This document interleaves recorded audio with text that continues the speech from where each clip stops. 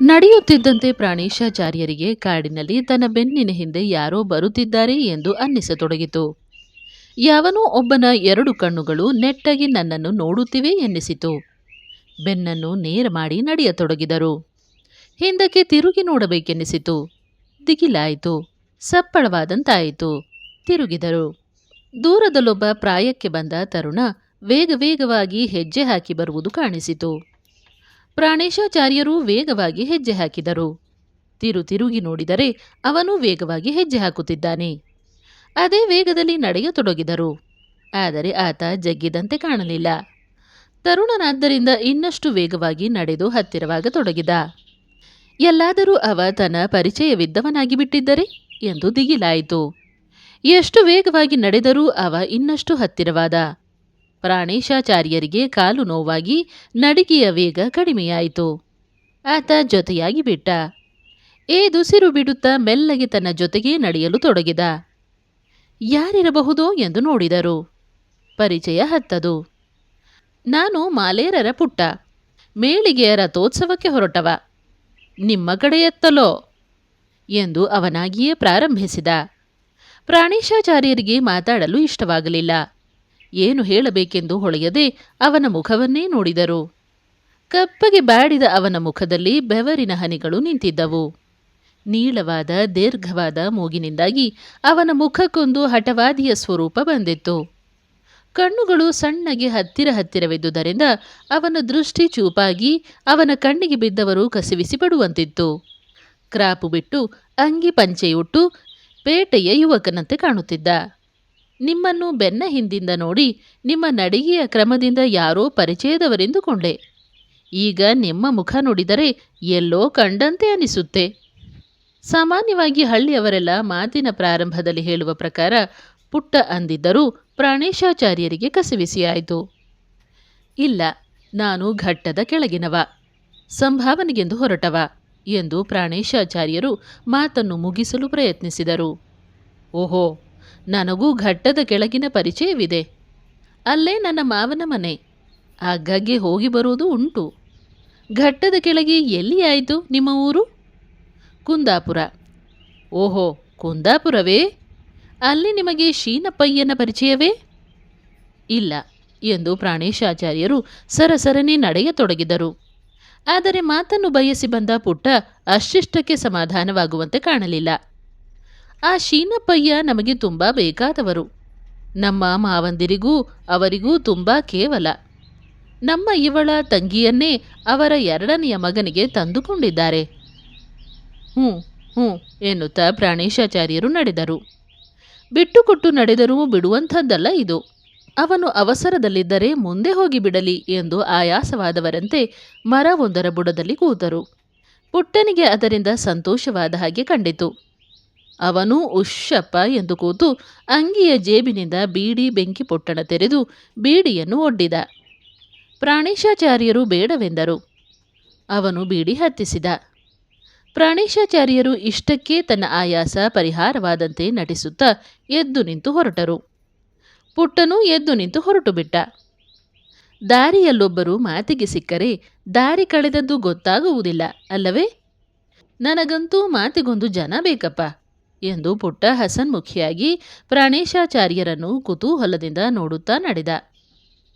ಇತ್ತಲಾಗಿ ಪ್ರಾಣೇಶಾಚಾರ್ಯರು ತಮ್ಮ ಹೆಂಡತಿಯ ಶವ ಸಂಸ್ಕಾರ ಮಾಡಿ ಕಾಲು ಕೊಂಡಲ್ಲಿ ನಡೆದು ಬಿಡುವುದೆಂದು ಹೊರಟು ಬಿಟ್ಟ 1-2 ಗಂಟೆಗಳೊಳಗೆ ಪಾರಿಜಾತಪುರದವರಿಗೆ ಎಲ್ಲ ವಿಷಯ ತಿಳಿದು ಬಿಟ್ಟಿತು.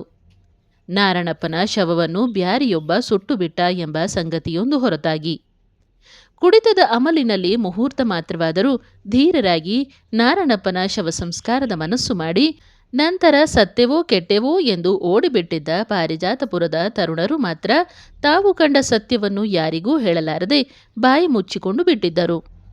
ಮುಖ್ಯವಾಗಿ ಸಾಹುಕಾರ ಮಂಜಯ್ಯನವರಿಗೆ ಗಾಬರಿಯುಂಟು ಮಾಡಿದ ವಿಷಯವೆಂದರೆ ಒಂದರ ಹಿಂದೆ ಒಂದರಂತೆ ಬಂದ ಸಾವು. ನಾರಣಪ್ಪ, ಮತ್ತೆ ದಾಸಾಚಾರ್ಯ, ಮತ್ತೆ ಪ್ರಾಣೇಶಾಚಾರ್ಯರ ಹೆಂಡತಿ ಅಂದರೆ ಒಂದೇ ಅರ್ಥ. ಇದು ಪಿಡುಗು. ಶಿವಮೊಗ್ಗೆಯ ಮಂಡಿಪೇಟೆ ಕೋರ್ಟು ಕಚೇರಿಗಳ ವ್ಯವಹಾರದಲ್ಲಿ ಪಳಗಿದ ಅವರು ತಮ್ಮ ಅಗ್ರಹಾರದ ಇತರ ಬ್ರಾಹ್ಮಣರ ವಿಚಾರಕ್ಕೆ ನಕ್ಕು ಬಿಟ್ಟರು.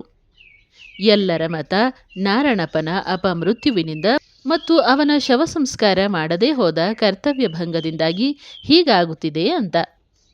ಮಂಜಯ್ಯನಿಗೆ, ಅಯ್ಯೋ, ಮೊನ್ನೆ ತಾನೇ ನಮ್ಮಲ್ಲಿಂದ ಉಪ್ಪಿಟ್ಟು ತಿಂದು ಹೋದ ದಾಸಾಚಾರ್ಯ ಸತ್ತು ಬಿಟ್ಟನಲ್ಲ ಎಂದು ವ್ಯಥೆಯಾದರೂ, ಹಾಗೆ ಗಟ್ಟಿಯಾಗಿ ಅಂದರೂ, ಒಳಗೊಳಗೆ ಆ ಬ್ರಾಹ್ಮಣನನ್ನು ಒಳಗಡೆಗೆ ಬಿಟ್ಟುಕೊಂಡು ಬಿಟ್ಟೆನಲ್ಲ ಎಂಬ ಭಯ.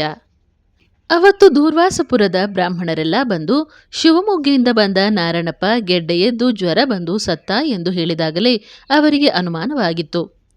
ಆದರೆ ಬಾಯಾರ ಆ ಭಯಂಕರ ರೋಗದ ಹೆಸರನ್ನು ಹೇಳಲು ಹೆದರಿಕೆಯಾಗಿತ್ತು.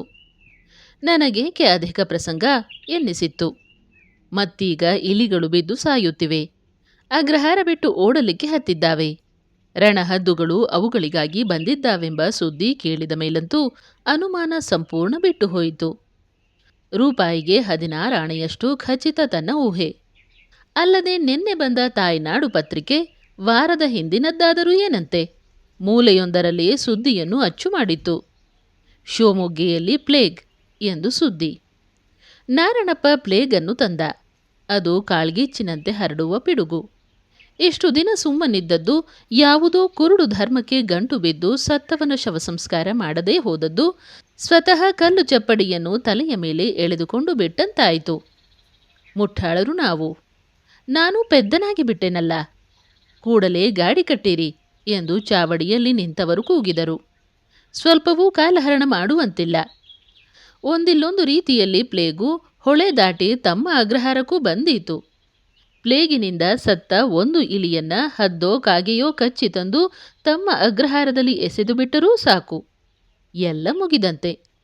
ಎಲ್ಲರಿಗೂ ಕೇಳುವಂತೆ ಗಟ್ಟಿಯಾಗಿ ಮನೆಯ ಹೊರಗೆ ನಿಂತು ಕೂಗಿ ಹೇಳಿದರು, ನಾನು ಪೇಟೆಯಿಂದ ಹಿಂದಕ್ಕೆ ಬರುವ ತನಕ ಯಾರೂ ದೂರ್ವಾಸಪುರದ ಹತ್ತಿರ ಸುಳಿಯಕೂಡದು ಎಂದು. ಆದರೆ ಅಗ್ರಹಾರದ ನಾಯಕ ತಾವಾದ್ದರಿಂದ ಯಾರಿಗೂ ಇದು ಪ್ಲೇಗ್ ಇರಬಹುದೆಂಬ ಭೀತಿಯನ್ನು ಮುಟ್ಟಿಸುವ ಮನಸ್ಸಾಗಲಿಲ್ಲ. ಗಾಡಿ ಕಟ್ಟಿಯಾದ್ದೇ ತಡ ಕಮಾನು ಗಾಡಿಯೊಳಗೆ ದಿಂಬಿಗೊರಗಿ ಕೂತು, ಗಾಡಿ ಹೊಡೆಯುವವನಿಗೆ ತೀರ್ಥಹಳ್ಳಿಗೆ ಓಡಿಸು ಎಂದರು. ಅವರ ವ್ಯವಹಾರ ಚತುರ ಮನಸ್ಸಿನಲ್ಲಿ ಸ್ಪಷ್ಟವಾದ ಸಂಕಲ್ಪ ಮೂಡಿತ್ತು. 1.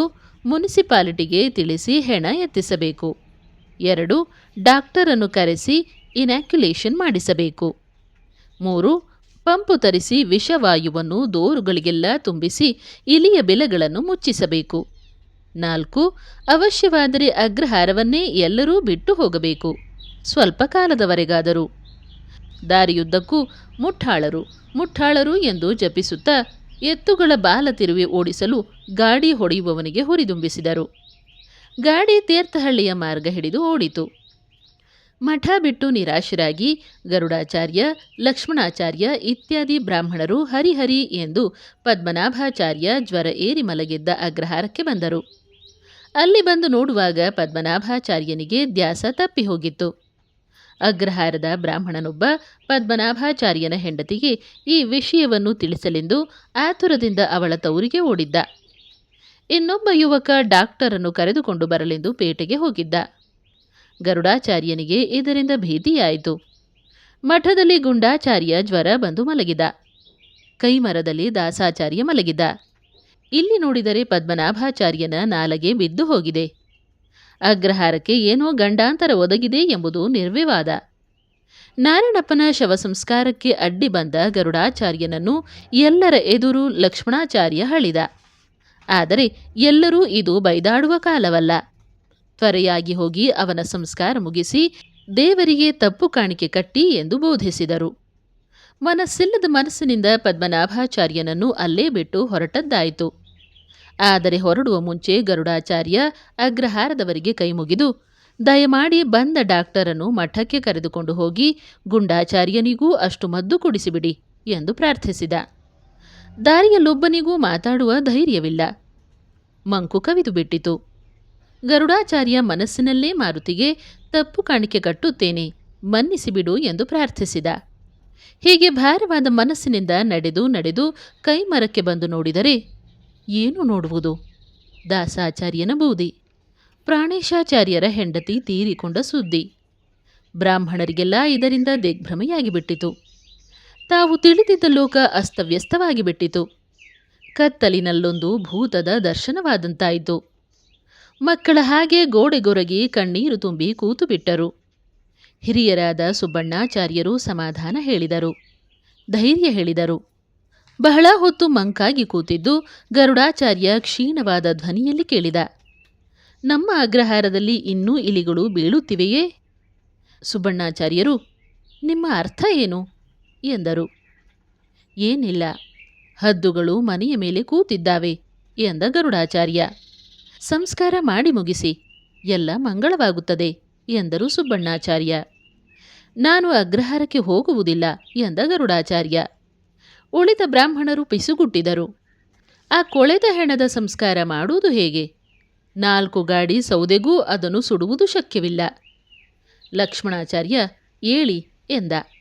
ಗರುಡಾಚಾರ್ಯ, ನನಗೆ ಸುಸ್ತಾಗಿದೆ, ನೀವೇ ಯಾರಾದರೂ ಮಾಡಿರಿ ಎಂದ. ವ್ಯವಹಾರಜ್ಞರಾದ ನೀವೇ ಹೀಗೆ ಭಯದಿಂದ ಮಂಕಾಗಿ ಬಿಟ್ಟರೆ ಉಳಿದವರ ಗತಿ ಏನು ಎಂದರು ಸುಬ್ಬಣ್ಣಾಚಾರ್ಯ.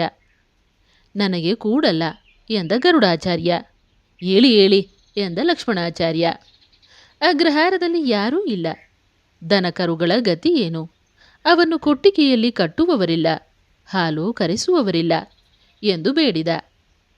ಹೌದು ಹೌದು ಹೌದು ಎಂದರು ಉಳಿದ ಬ್ರಾಹ್ಮಣರು.